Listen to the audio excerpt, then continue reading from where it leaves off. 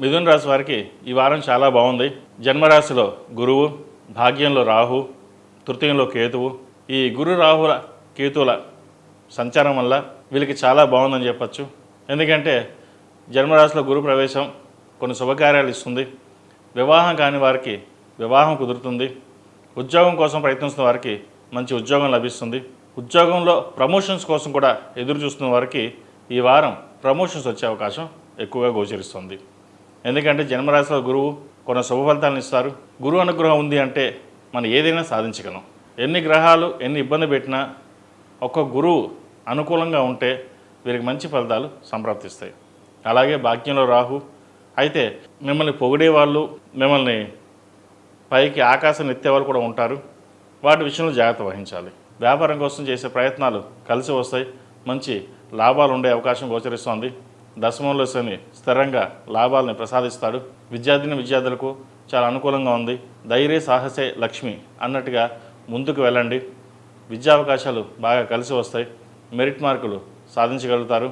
వైద్య విద్య చదువుకోవాలనుకున్న వారికి, అలాగే విదేశాలకు వెళ్ళి చదువుకోవాలనుకున్న వారికి ఈ వారం చాలా అనుకూలంగా ఉంది.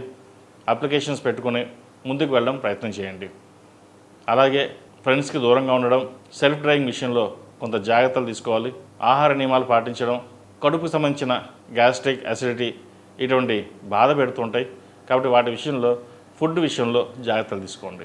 ఈ రాశిలో జన్మించిన స్త్రీలకు ఉద్యోగం విషయంలో, వ్యాపార విషయంలో సానుకూల పరిస్థితి గోచరిస్తోంది. తృతీయంలో కేతువు, భాగ్యంలో రాహు. భాగ్యరాహు వీళ్ళకి చాలా బాగున్నాడు.